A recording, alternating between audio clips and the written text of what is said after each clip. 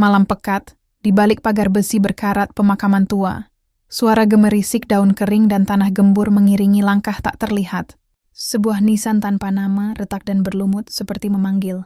Lalu terdengar samar di antara desir angin malam yang menusuk tulang, tangisan bayi. Bukan tangisan biasa, tapi jerit pilu yang menusuk kalbu. Datang dari balik kegelapan di antara gundukan tanah. Siapa yang menangis di sana di tempat peristirahatan terakhir? Selamat malam semuanya, kembali lagi bersama saya di channel Cerita Arwah. Sebelum kita lanjut ke ceritanya, tekan dulu tombol like video ini dan jangan lupa, tekan juga tombol subscribe channel ini.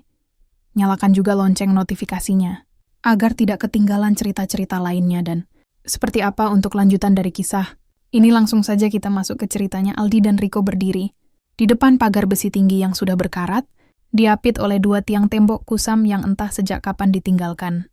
Di baliknya, sebuah rumah tua berukuran lumayan besar berdiri angkuh, jendela-jendela pecah bak mata kosong, atap gentengnya diselimuti lumut tebal, dan halaman depannya ditumbuhi semak belukar liar yang menjulang tinggi, menutupi hampir seluruh fasad rumah.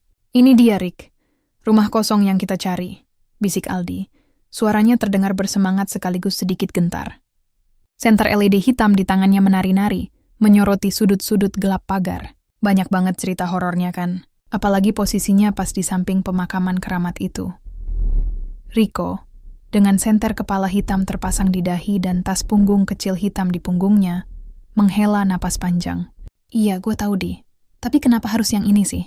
Pemakaman di sebelahnya itu udah tua banget, dan katanya banyak penghuninya. Gue dengar, dulu ada kasus bayi hilang di sini, dan orang-orang percaya arwahnya masih gentayangan di sekitar pemakaman, nyari ibunya."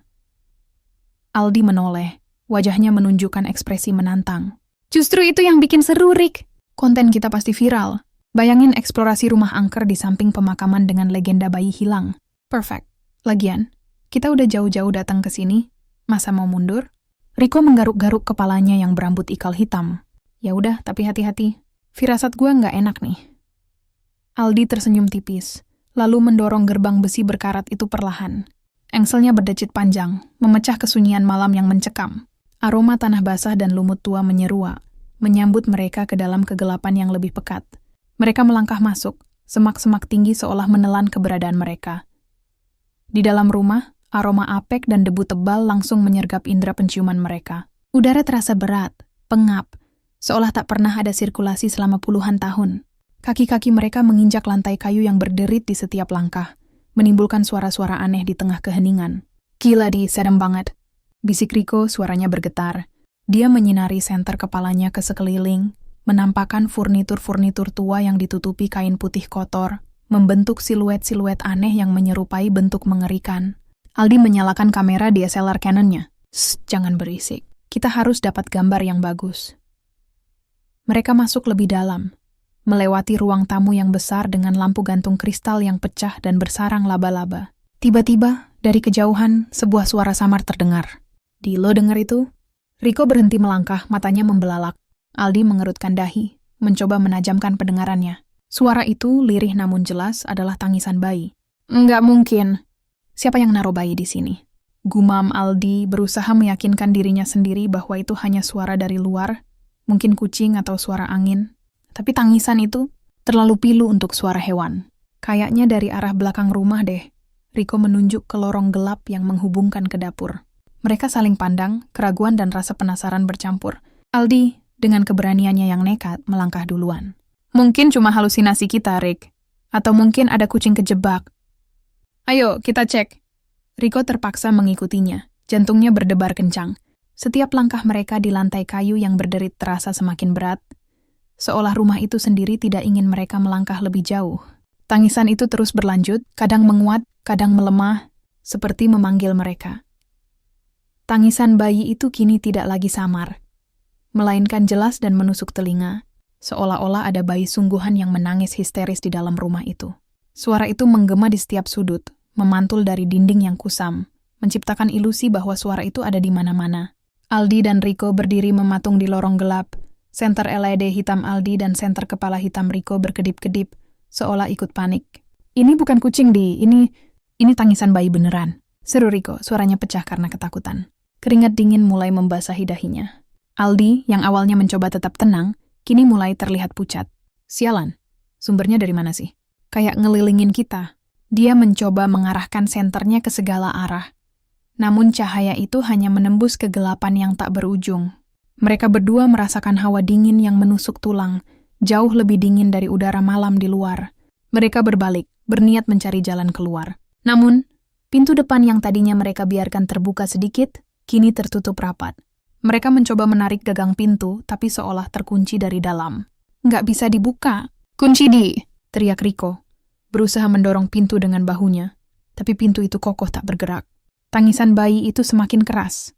Kini terdengar seperti tepat di atas kepala mereka, lalu di belakang mereka, lalu dari bawah lantai. Seperti ada sesuatu yang bermain-main dengan mereka, mengurung mereka di dalam rumah angker itu. Aldi mengutuk. Sial, ini jebakan. Dia menoleh ke Riko, matanya penuh kepanikan. Kita harus cari jalan lain. Jendela mungkin, tapi jendela-jendela di sana juga tertutup rapat. Beberapa bahkan dipaku mati. Tangisan itu kini berubah nada. Terdengar lebih merengek, lebih memohon, namun tetap menyimpan aura menakutkan yang membuat bulu kuduk berdiri. Mereka terpojok, terperangkap, dengan suara tangisan bayi yang seolah mengejek dan menguasai setiap inci ruangan. Dengan sisa-sisa keberanian yang menipis, Aldi dan Riko memutuskan untuk bergerak menuju sumber tangisan yang paling pekat. Sebuah kamar kecil di ujung lorong yang gelap gulita. Semakin dekat, hawa dingin semakin menusuk, dan tangisan bayi itu terasa begitu nyata. Seolah bayi itu benar-benar ada di balik pintu kayu yang lapuk di hadapan mereka. Lo yakin, Di? Gimana kalau... Riko tidak sanggup melanjutkan kalimatnya. Aldi menggeleng, tangannya sudah meraih gagang pintu. Kita harus tahu, Rick, apa yang sebenarnya terjadi di sini. Gagang pintu itu dingin, berkarat, dan saat diputar, terdengar bunyi derit yang panjang dan mengerikan, seperti rintihan. Pintu terbuka perlahan, menampakkan kegelapan pekat di dalamnya. Aroma anyir menusuk hidung mereka, bercampur dengan bau debu dan apek. Aldi mengarahkan senter LED hitamnya ke dalam ruangan. Yang mereka lihat adalah sebuah ranjang bayi kayu tua yang usang, dengan kelambu kuning kecoklatan yang sobek-sobek. Di atas ranjang itu, tergeletak sebuah selimut lusuh. Dan di samping ranjang, di lantai yang kotor, ada sebuah boneka bayi tanpa mata, tergeletak miring. Tiba-tiba, tangisan bayi itu berhenti, hening. Keheningan yang lebih menakutkan daripada suara tangisan sebelumnya. Lalu dari balik ranjang bayi terdengar suara. Bukan tangisan, bukan bisikan, tapi seperti kekekek tawa cekikikan seorang anak kecil yang mengerikan, diikuti oleh suara benda jatuh. Di ranjang bayi itu, selimut lusuh yang tadinya tergeletak datar, kini bergerak-gerak sendiri, seolah ada sesuatu di bawahnya. Aldi dan Riko terpaku, mata mereka membelalak ngeri. Salah satu dari mereka melihat bayangan kecil bergerak cepat di sudut ruangan, hanya sekelebat. Lalu, boneka tanpa mata di lantai itu, perlahan-lahan, kepalanya terangkat, menatap tajam ke arah mereka. Mata yang tadinya kosong, kini seperti dipenuhi lubang hitam yang menghisap cahaya. Tawa cekikikan anak kecil yang mengerikan itu semakin menjadi-jadi, menggema dari balik ranjang bayi usang. Selimut lusuh di atas ranjang itu kini bergerak-gerak semakin cepat, seolah ada sesuatu yang meronta-ronta di bawahnya, atau justru menari-nari dengan gembira. Aldi dan Riko terpaku, bulu kuduk mereka meremang hingga ke kulit kepala. Boneka bayi tanpa mata di lantai itu, yang kepalanya sudah terangkat dan menatap tajam ke arah mereka dengan lubang hitam kosong, kini perlahan-lahan menggerakkan tangannya yang terbuat dari kain, menunjuk ke arah ranjang. Suara tawa itu seolah menyatu dengan detak jantung mereka yang berdentum kencang.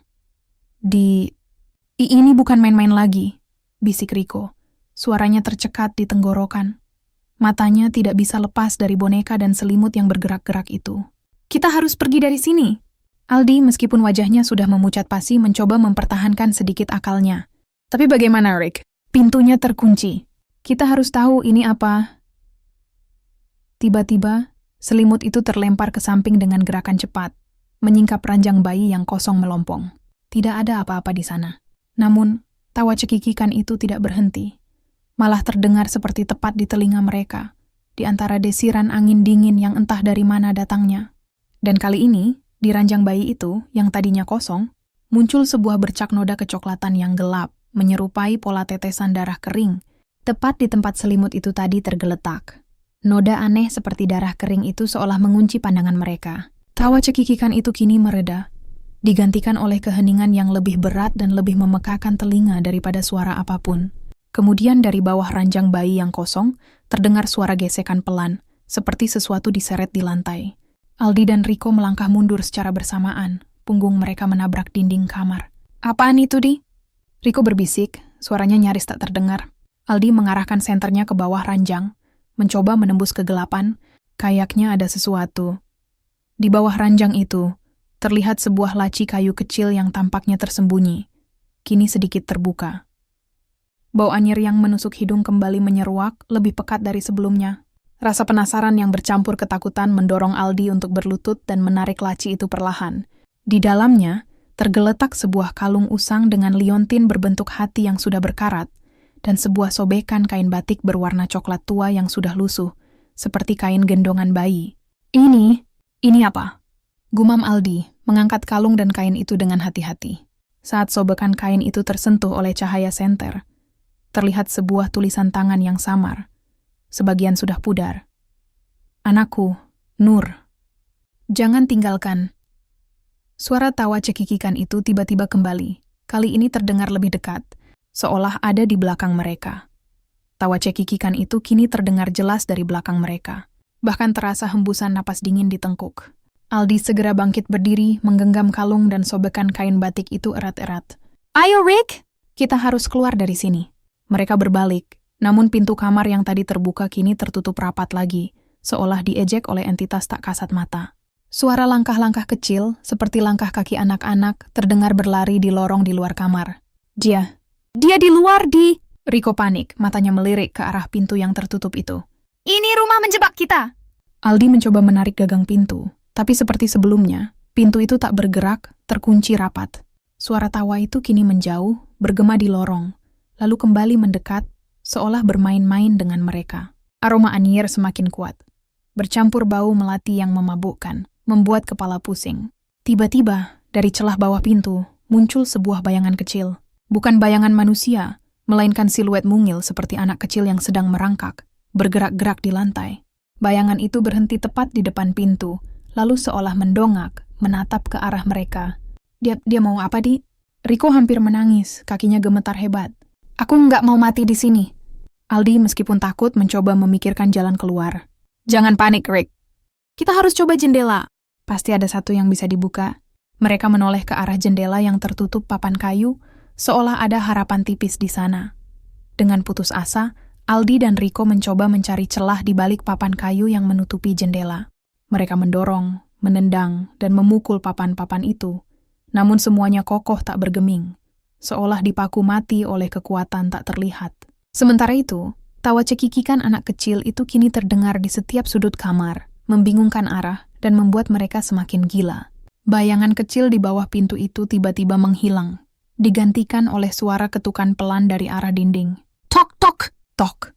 Ketukan itu berirama, pelan tapi pasti, dan semakin lama semakin cepat.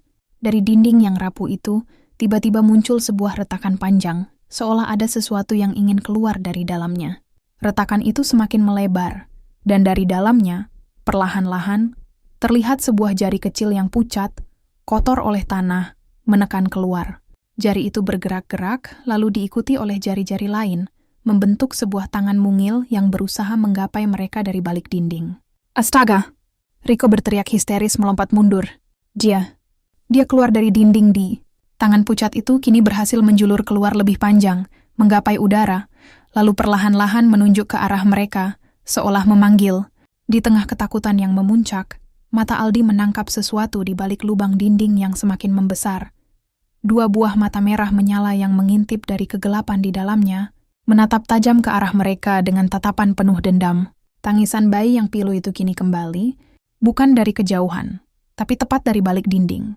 Diiringi suara tawa cekikikan yang membuat bulu kuduk berdiri, seolah entitas itu sudah berhasil menjangkau mereka dari dimensi lain, siap menarik mereka ke dalam kegelapan.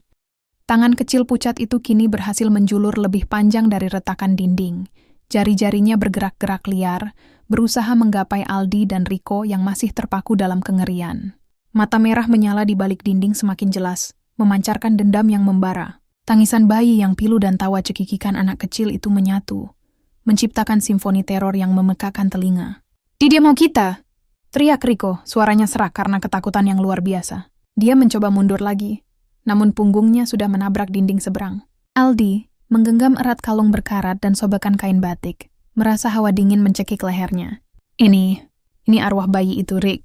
Dia marah, bisik Aldi, mencoba menepis tangan pucat yang semakin mendekat. Jari-jari itu kini mulai bergerak cepat, seolah ingin meraih kalung di tangan Aldi. Tiba-tiba, sebuah potret keluarga tua di dinding yang berkarat jatuh menimpa lantai dengan suara keras, pecah berkeping-keping. Di balik pecahan kaca, terlihat tulisan tangan lama di balik foto itu. Nur, buah hatiku tercinta. Jangan pernah tinggalkan ibu. Aldi dan Riko menyadari bahwa arwah itu mencari sesuatu yang berhubungan dengan Nur. Dia bukan mau melukai kita, Rick. Dia butuh sesuatu. Aldi bergumam, matanya masih menatap mata merah menyala di dinding, yang kini seolah memancarkan kesedihan mendalam di balik amarahnya. Dengan akal sehat yang tersisa, Aldi menarik Riko menjauh dari dinding. Kita harus keluar dari sini, Rick. Kita harus cari tahu apa yang dia mau. Mereka bergegas menuju pintu kamar, yang entah bagaimana, kini terbuka sedikit. Aroma anyir bercampur melati masih menyesakkan, namun kali ini terasa ada sentuhan kesedihan yang pekat. Mereka melangkah keluar ke lorong gelap, suara tawa cekikikan dan tangisan bayi yang pilu itu kini terdengar seperti memimpin mereka, bukan lagi menjebak. Suara-suara itu seolah ingin menunjukkan sesuatu. Mereka berdua berlari menyusuri lorong yang terasa semakin panjang dan berliku, melewati ruangan-ruangan kosong dengan perabot usang yang diselimuti kain putih. Kemana lagi kita, Di? Riko terengah-engah, jantungnya berdebar tak karuan. Aldi melihat sekeliling, senter LED hitamnya menyapu koridor. Arah suara tangisan itu, dia seperti mengajak kita ke suatu tempat. Tiba-tiba, suara ketukan pelan dari dinding kembali terdengar. Kali ini dari arah dapur tua. Mereka mengikuti suara itu, melewati meja makan kayu yang sudah lapuk dan lemari piring yang berdebu. Di pojok dapur, di balik sebuah tumpukan perabot yang ditutupi kain, mereka melihat sebuah pintu kecil yang terbuat dari kayu lapuk. Pintu itu terlihat seperti pintu gudang atau ruang penyimpanan bawah tanah. Dan dari celah di bawah pintu itu, terlihat cahaya merah samar berkedip-kedip, seolah memanggil. Itu sumbernya, Di? Bisik Riko. Jarinya gemetar menunjuk pintu kecil itu. Aldi dan Riko mendekati pintu kecil itu dengan langkah ragu. Bau anyir dan melati semakin kuat, seolah terkonsentrasi di balik pintu. Aldi mendorong pintu itu perlahan, engselnya berdecit nyaring, membuka akses ke sebuah ruang bawah tanah yang sempit dan gelap. Udara di dalamnya terasa jauh lebih dingin, menusuk tulang. Tanah di lantai terasa lembab dan berbau apa. Aldi mengarahkan senter LED hitamnya ke dalam. Di tengah ruangan, tepat di bawah seberkas cahaya senter, tergeletak sebuah nisan batu kecil yang ditumbuhi lumut. Tanpa nama, hanya sebuah patung bayi kecil tanpa kepala. Di sekelilingnya, bertebaran mainan-mainan anak yang sudah usang dan rusak, beberapa di antaranya boneka kain tanpa mata seperti yang mereka lihat di kamar atas. Sebuah foto usang tergeletak di samping nisan, menampilkan seorang wanita muda yang tampak cantik namun dengan ekspresi sendu, sedang menggendong seorang bayi. Di bagian belakang foto, tulisan tangan yang sama dengan sobekan kain batik itu terbaca jelas. Nur, anakku. Maafkan ibu, mereka merenggutmu. Tiba-tiba, tangisan bayi itu pecah, bukan lagi pilu, melainkan penuh amarah dan kesedihan yang membuncah. Terdengar seolah berasal dari patung bayi tanpa kepala itu. Di dinding, bayangan kecil seorang wanita menggendong bayi muncul dan menghilang dengan cepat. Disusul tawa cekikikan yang kini terdengar seperti tangisan yang pecah, penuh keputusasaan. Ini kuburan Nur, bisik Aldi. Suaranya tercekat. Ibunya mengubur dia di sini, secara diam-diam. Mungkin karena aib atau tidak diizinkan dimakamkan di pemakaman umum. Riko terpaku, menatap nisan kecil itu. Jadi dia terjebak di sini. Arwahnya nggak tenang karena nggak bisa bersama ibunya. Aldi berlutut di depan nisan kecil Nur, menggenggam erat kalung liontin hati dan sobekan kain batik yang ditemukannya.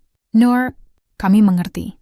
Kami akan membantumu bertemu ibumu, kata Aldi pelan. Suaranya bergetar namun penuh ketulusan. Dia meletakkan kalung dan sobekan kain itu di samping nisan, di atas mainan-mainan usang. Keheningan segera menyelimuti ruangan bawah tanah. Tangisan bayi dan tawa cekikikan menghilang sepenuhnya.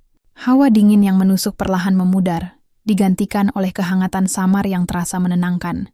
Seolah-olah arwah Nur akhirnya menemukan kedamaian. Aldi dan Riko saling pandang, mata mereka berkaca-kaca.